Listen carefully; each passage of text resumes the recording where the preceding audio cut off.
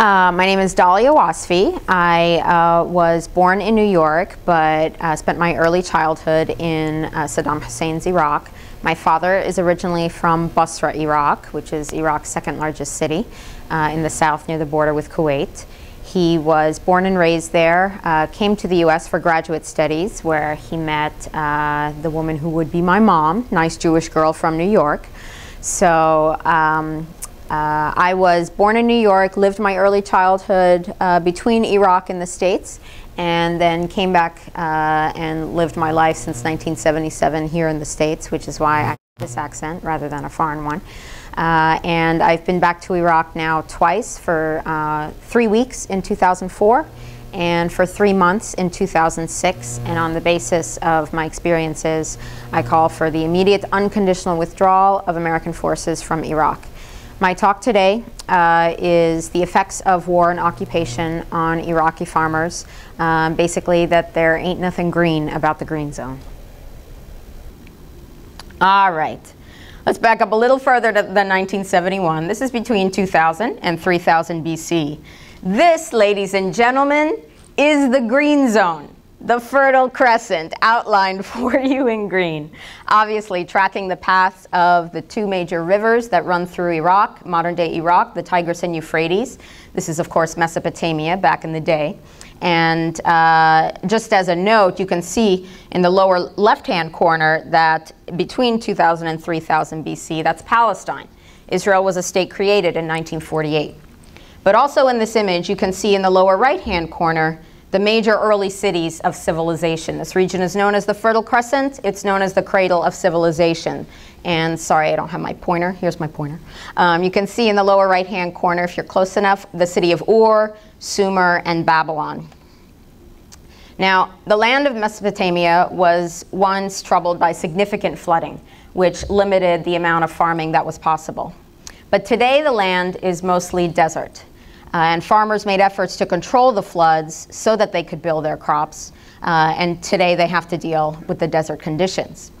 But farming in ancient Iraq goes back for 10,000 years, back to 8000 BC. And this influenced development of the whole society. These were the first farmers, the ancestors of the people who live in Iraq today.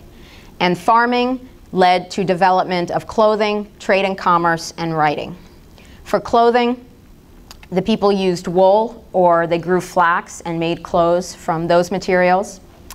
The farmers at that time, the very first farmers, they invented irrigation. And so for the very first time, thanks to irrigation, there was a surplus of crops to trade for goods and services. They were using the barter system, which, depending on how fast the dollar devalues, we may be going back to the barter system shortly.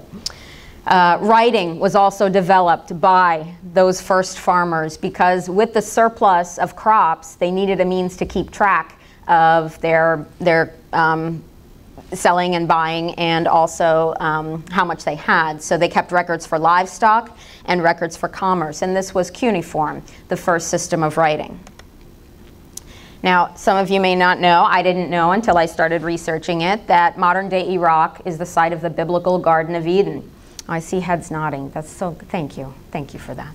And most people, this should have been discussed at the time that we were getting ready to shock and awe. Abraham, considered the father of the three major monotheistic religions, was from Ur. Now, my dad says Abraham was an Iraqi. That might be pushing it a little bit, but nevertheless, this is a connection that most of us have to this part of the world. As I said, the major early civilizations, these are the people who developed the concept of the 24-hour day, the basis of writing, the first system of mathematics. These are, of course, Arabic numerals that we use. The basis of law, science, and medicine, actually 7,000 years of civilization that was all accomplished without the help of any Americans or British. It's true. It's true. It happened. This is a pictorial of what the Hanging Gardens of Babylon may have looked like, built by Nebuchadnezzar II in 600 BC, for many years classified as one of the 7 wonders of the world. Actually, this was not built through a no-bid contract to Halliburton. So I just want to assure you that if you're concerned about what will happen with the reconstruction of Iraq when American businesses and the military leave, I feel confident that the descendants of the people who did this can probably come up with something. All right, farming in modern-day Iraq. We're going to fast forward about 9,000 years. In the 20th century, it was predominantly traditional, family, multi-crop farming. Now, since the 1950s, Iraq was known as the date supplier to the world, with producing over 400 kinds of Iraqi dates. I remember when I was little, I thought I was going to get in so much trouble because I picked up something off the ground that looked like chocolate, and I ate it, and it tasted like chocolate, but it was a date. I never told anybody because I picked it up off the ground and ate it. But anyway, flourishing date agriculture sector. Once over 35 million date palms in Iraq, now according to the Department of Defense, less than 15 million, thanks to the occupation. Now the 1970s, this was the time when my family was living there. I was there between 71 and 77. This was, relatively speaking, these were the golden days for Iraq. The Ba'ath Party, under the direction of Saddam Hussein, who was technically the #2 guy, but he was really running the country. They nationalized oil between the years of 72 to 75, and fast forwarding a little bit, 2003 was payback for Iraqis taking control of their resources and, God forbid, earning profits for the people who lived in their country. At the time, one Iraqi dinar was the equivalent of over $3 American, and the dollar was doing pretty good at that point. Now, there was political repression, no question. If you challenged the regime, or if anybody got a whisper that you were challenging the regime or the Ba'ath Party, something would happen to you. You would be jailed, tortured, imprisoned, disappeared, who knows. So absolutely, you knew you had to watch what you would say and be careful not to ask the wrong questions. But if you remained apolitical, the economy was doing very well, and there was free healthcare and free education all the way up until 2003. Now in the 1980s, we left in 77. 3 years later, in 1980, the Iran-Iraq War started. Then Iraq shifted to a war-based economy, which is essentially what we've been operating in since the 1940s, at least. Basra was heavily bombarded. Basra, there were a lot of contested areas very close to the border with Iran there and the Fao Peninsula. So Basra was hit very hard. So we actually could not go back during that time because it was wartime. But my cousins told me that electricity supplies, water supplies, food supply generally remained stable. And now this war continued for 8 years through most of the 80s with the contribution of American funding and armaments for Iraq over the table, for Iran under the table. Little secret we kept from Congress, but that was the whole Iran-Contra scandal. Oh, people. December 20th, 1983, Donald Rumsfeld, then private citizen, special envoy to President Reagan, reaffirming our close ties with our ally in the Gulf, Saddam Hussein on your right. People, you can feel the love in this picture. December 20th, 1983, the Iran-Iraq war is well underway. Saddam Hussein is using the chemical, biological, and conventional weapons that we're providing him with, as well as satellite intelligence. This should have been plastered all over the news when Rumsfeld was calling him a tyrant worse than Hitler. Not that he hadn't earned a reputation for being a brutal tyrant. That was well deserved. But clearly, at some point, it didn't make a difference to us. After the 1980s, Iraq was preparing a $40 billion reconstruction program. But then for reasons I can't go into, I don't have time to flesh out right now, Iraqi troops moved into Kuwait on August 2nd, 1990. What resulted was economic sanctions imposed on Iraq 4 days later, August 6th, which I'll come back to, and subsequently the Gulf War that began on January 17th, 1991. It continued for 42 days. Now, I currently live in Denver, Colorado, because I grew up on the East Coast, and I don't deal well with 3 consecutive days of rain. We bombed the people of Iraq for 6 straight weeks. No let up. 88,500 tons of bombs. We did target electrical grids, we did target water sewage treatment plants, we did target telecommunication centers, all of which are illegal by the Geneva Conventions.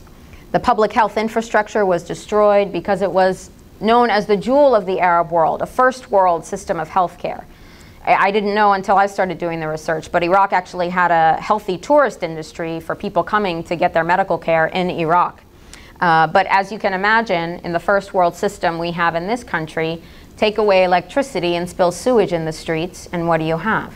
You have massive disease outbreak, communicable diseases, and you're unable to run your hospitals. We also use depleted uranium. I will come back to this. And this basically was the beginning of the devastation of life for Iraqis. Moving on a little further, the period of August 1990 through March 18th, 2003, the day before shock and awe, was characterized by suffering imposed by economic sanctions, bombings, marsh drainage, and drought. So let me start with the sanctions. As I said, they were imposed on Iraq 4 days after Iraqi troops moved into Kuwait, actually on the anniversary of another government's targeting of a civilian population, the 45th anniversary of the bombing of Hiroshima. What those sanctions did was blocked Iraq from selling its oil, which was 95% of the economy. This also blocked the import of goods. There was no new, from the farming standpoint, no new agricultural equipment coming in. And any equipment that needed to be repaired, infrastructure that needed to be repaired, this was not possible because of economic sanctions. The food rationing program in Iraq was started at this time, and I want you to keep that in mind because I'm going to come back to that. This was the food rationing program that was begun in 1990 and persists through this day, and in the chaos and displacement and starvation that's happening in Iraq, many Iraqis are relying on what's left of the food rationing program to survive today. By 1995, 5 years of economic sanctions, what was found was that those sanctions were yielding a minimum of political dividends against a high human price paid primarily by women and children. Now, do the math with me. Take any country, any population, about half male, half female. Add up the women, the girls, and the boys. That's the majority of the people. Anywhere you go, women and children. And women and children were paying the highest price, as they are today. Now, what would we do if another country's policy affected, primarily targeted, women and children? We'd be hopping mad. The food rationing system at this time was providing less than 60% of the required daily caloric intake. People were starving. Saddam Hussein got fat during this time. He wasn't hurting. The regime wasn't hurting, and in fact his power was reinforced because people were that much more desperate to and dependent upon him for their survival. So we actually strengthened his rule with the years of sanctions, but the people suffered. Which people?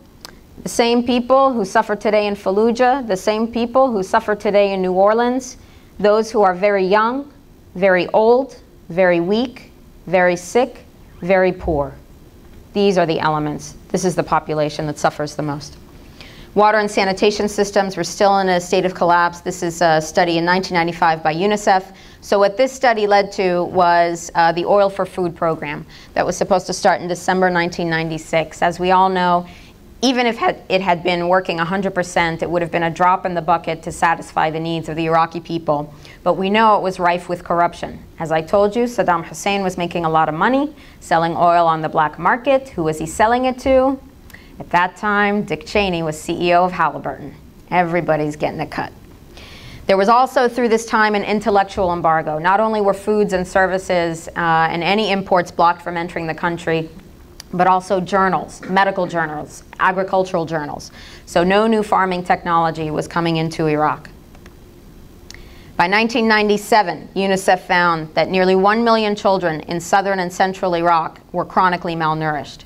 And the reason I'm going through all this is because this is the state of Iraq. This was the setup before we came in 2003. This is an increase of 72% since 1991, when American forces and an embargo were involved. And the UNICEF rep in Baghdad said, "It is clear that children are bearing the brunt of the current economic hardship. Those children are now young teenagers, and they will be ripe to join the resistance when all they know of Americans are those planes that drop bombs and the political people who starve them to death." So this is the result of malnutrition in Iraq. Iraq, again, prior to the 1980s, was emerging as a first world country. The 70s were very good, but today, starvation. You could see, and to this day, see anywhere from between 2 and 5 babies in one incubator. Number one, they fit. Number two, if an incubator breaks, they can't get the parts to replace it or bring in a new one. That's blocked by the embargo. And number three, because we targeted electrical grids, for the rolling blackouts, it requires less fuel to run the generator for one incubator than two. This was the malnutrition in Iraq. This was the state of Iraq's children. So also through this time, we were bombing Iraq. A lot of people forget about that, but the no-fly zones were actually bombing zones. This was indiscriminate bombing, and I will show you through one example of Omran Jawer, that 8 years ago yesterday, he was tending his flock of sheep. He had just finished school for the year and was getting ready for summer vacation. 13 years old, living in a small rural village, farming town in southern Iraq, about 30 kilometers outside of Negev.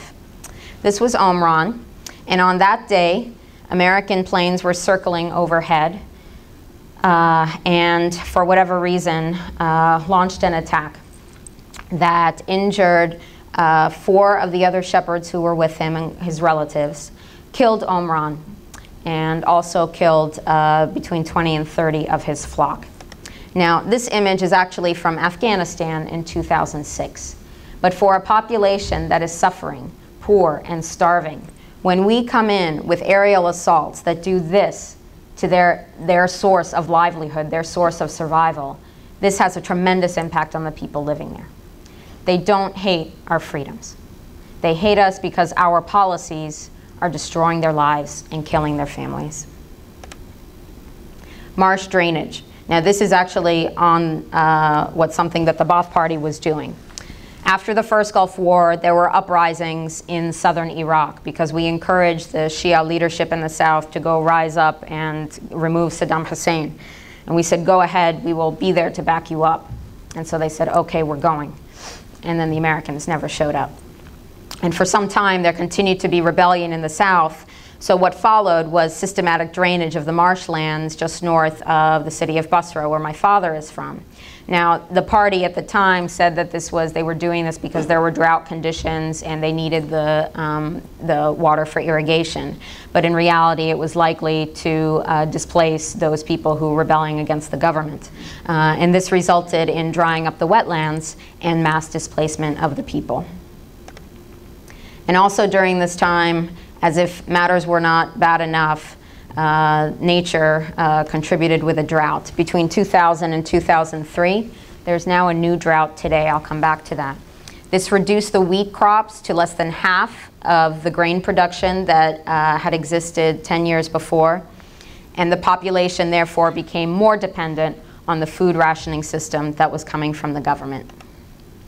So, but in that period, with economic sanctions and bombings and marsh drainage and drought, it's estimated that between 1.2 and 1.8 million Iraqis died.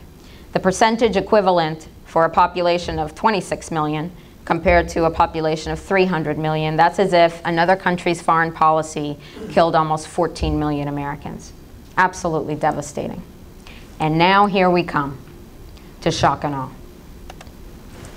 These are my pictures. This is from March 2004. This was the Ba'ath Party building in Basra, which was targeted as a government building. You can see the devastation that, we make really good bombs.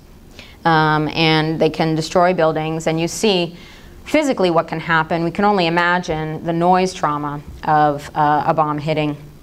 But this is 2004. Ladies and gentlemen, I returned 2 years later to visit my family, and after 2 years of reconstruction, here is the new Ba'ath Party building.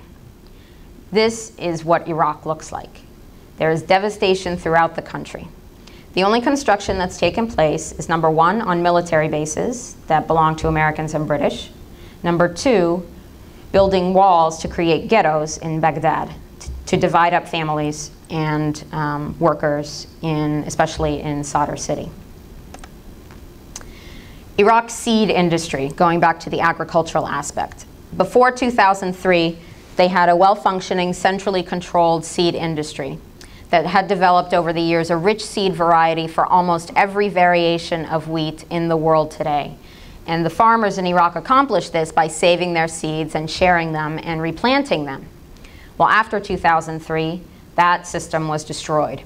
The research and seed production facilities had significantly deteriorated, also by years of sanctions as well as looting. They had a national seed bank that had seeds dating back thousands of years since the early farmers. It's gone now. And now the supplies of seed demand are supplying only 4%, and that's back in 2005. Now, Paul Bremer came in after the invasion, and you may know Bremer's 100. If you do Pilates, that's a little bit different from the Pilates 100. This is Bremer's 100. That's a joke for those of you who don't do Pilates. His first 100 orders, which were decreed, and no elected Iraqi government that comes after Bremer has the power to alter them, which is apparently the foundation of a democracy in someone's book, not the dictionary. Anyway, Order 81 is important because it affected the agriculture in Iraq, and it's got a legal name: Patent Industrial Design, Undisclosed Information, Integrated Circuits, and Plant Variety Law. Well, through all the legalese, basically what Order 81 says is that farmers shall be prohibited from reusing seeds of protected varieties or any variety mentioned in items 1 and 2 of paragraph C, blah, blah, blah. So basically what it says is Iraqi farmers are not allowed to save seeds. They are not allowed to share seeds, no sharing, and they are not allowed to replanted harvested seeds. Now, why would Paul Bremer do this? Well, let me tell you a little bit about Monsanto. Monsanto has Terminator seeds, genetically engineered seeds that, as you probably know, produce plants that do not make seeds, which makes farmers dependent on the corporation for seeds every year. Now, Monsanto and Dow Chemical and the Cargill Corporation, they all have an interest here because they're all manufacturing either the seeds or the chemicals to treat those plants with. And they need a place, a laboratory, if you will, to try out their new toys. So, Cargill Corporation, a grain conglomerate, their former vice president, Daniel Amstutz, was made the agricultural advisor to Iraq, also a former USDA official. Now it was very staggering to me and also very clarifying for me to understand that across the board, from agriculture to mercenaries to oil, this is about corporate profit. And these corporations were like drooling on the possibility of using their Terminator seeds there. Iraq becomes the laboratory for genetically modified wheat. They gave Iraqi farmers 6 types of wheat to grow, only 6. 3 of them are for wheat for pasta. Iraqis don't eat pasta. So a population that is starving to death is given seeds to make half of their production for exports. And who's going to make money off of that? Not Iraqis. They are the guinea pigs in this experiment. And despite the food insecurity that is at heightened, desperate levels today, the food rationing system that started back in 1990 is due to be terminated next month. That's thanks to the influence of the World Bank and the IMF. This means starvation, which pushes people to be more dependent on any crumbs that the corporations hand to them. Sick and wrong. So daily life for Iraqi farmers today, there's no law and order. They're living in chaos. Daily house raids, they continue to this day by Iraqi police and they're supervising American soldiers. There is limited electricity and water, which means that there's no irrigation. You need electricity to run the irrigation. And what water is available is contaminated with sewage, so you can't really use it to irrigate your crops. Now there is a new drought that is emerging, which is heightening the food crisis. The American-run Ministry of Agriculture is doing nothing to help out the farmers.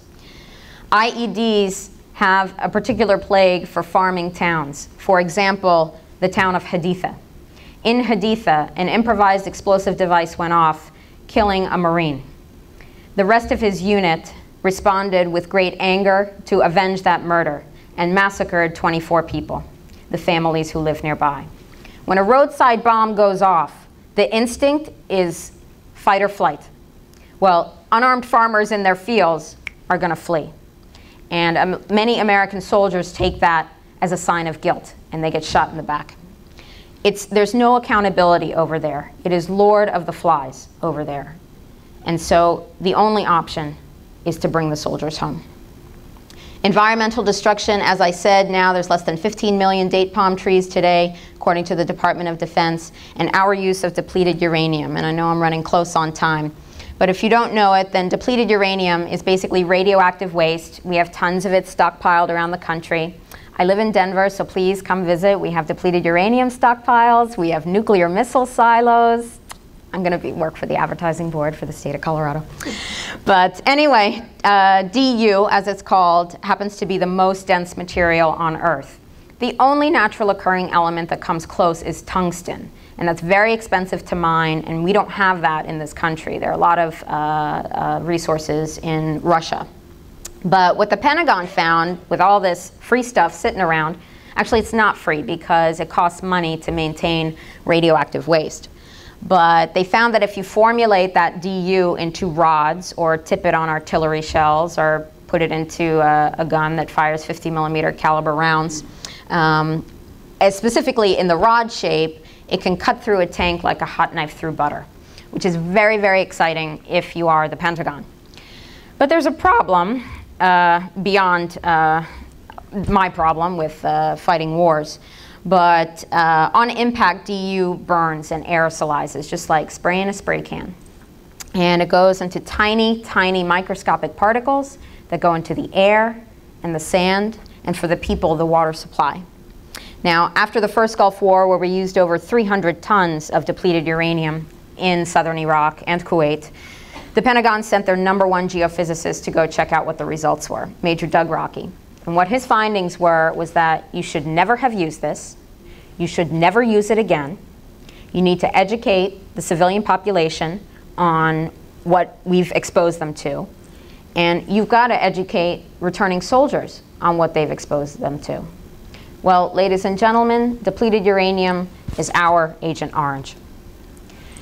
The Pentagon says that depleted uranium is fine, you can eat dinner off of it, which maybe you can. Maybe the head of the Department of Defense likes to go home and eat off of dinner plates of depleted uranium. More power to him.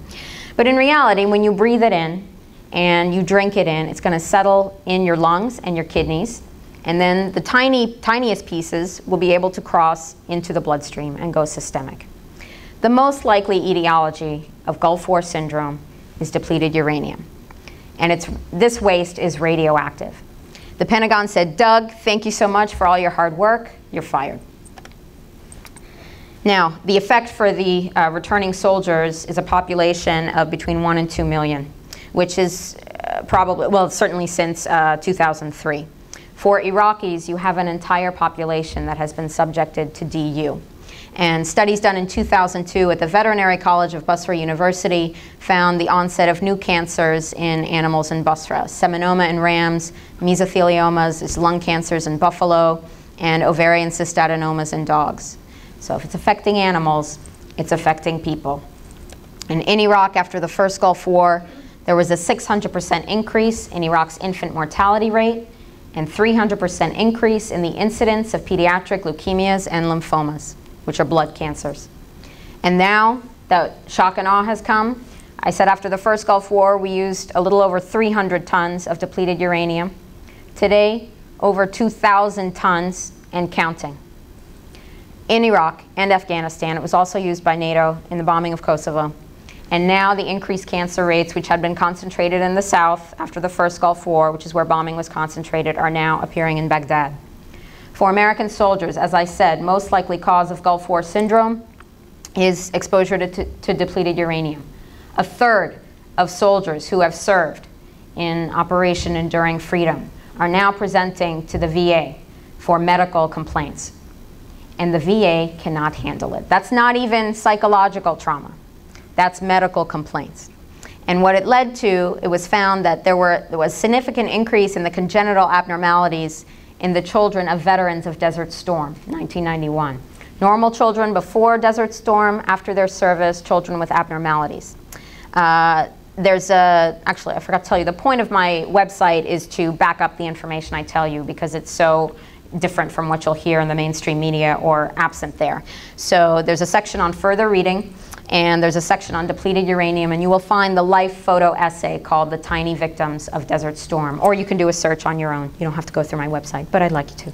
But anyway, this is documentation that the significant increase was being followed, but then there was no further funding to continue the studies and make definitive epidemiology. Because if what happens to those children is a result of their father's service, which for those cases it was their father's service, then they're owed benefits. And that is not something that this government wants to start paying out. And in Iraq, these are the victims. Now, because of sanctions, you would need, for treating pediatric blood cancers, you usually need multiple rounds of multiple drugs. Well, the doctors in Iraq would have one drug, but not the drug for following rounds. So the fatality on the pediatric oncology ward in Iraq during sanctions was 100%. Even though the cure is out there, you can't bring the therapy into the country. Again, women and children pay the highest price, but we rarely see images of women and children in the media because we would have compassion for them. And we are often shown young military-aged men, armed, militant, dressed in black, angry. We can't see their faces because they're wearing the headscarf to cover it up. That's the image we see. We don't see the majority of the people, the women and children, who bear the brunt of war and occupation. So what do? How do we help Iraqi farmers and families? Immediate unconditional withdrawal of foreign military forces from Iraq. That's step one. We can't even talk about anything else before then. We got to pull the knife out of Iraq's back for there to be healing. How do we do that? I don't know. If I had the answer, I would have given it to you at 1 o'clock. But this is my suggestion for something you can do. Support the troops who resist. There are close to 20,000 soldiers who've gone AWOL, saying, I'm not going to go back. And they don't want to make a public stand. You put a lot on the line when you make a public stand. But those who do, there's around 100 now. One of them very recently, after veterans testified on Capitol Hill, said, I'm not going back to fight your war based on lies so Dick Cheney can make more money. You can find out more about them at couragetoresist.org. You can read about their profiles. If one particularly speaks to you, and if you don't already have a direct connection to what's happening in Iraq, send these people a letter of support. They are putting themselves on the line, following their hearts and their conscience, and obeying their oath to defend the Constitution against all enemies, foreign and domestic, including those terrorist cells in Washington, D.C., more commonly known as the legislative, executive, and judicial branches. The other group I want you to know about is IVAW, Iraq Veterans Against the War, now over 1,000 strong, asking for 3 very simple things: immediate withdrawal, take care of the troops when they get home, and pay reparations to the Iraqi people. They have seen firsthand the devastation that's been done in our name, so we would be wise to listen to them to try to make up and start the healing. Whatever your passion is, obviously you have an environmental interest because you're here. I want to congratulate you for selecting the most important speaking event and coming to hear me today. But wherever your major interest is, follow your heart and speak out, because if not us, then who? And if not now, then when? Thank you all so much for your attention. If you have more questions, please write me at liberatethis.com. They say you're supposed to repeat it. Comments, questions, love mail, hate mail, anything. Thank you. Thank you so much.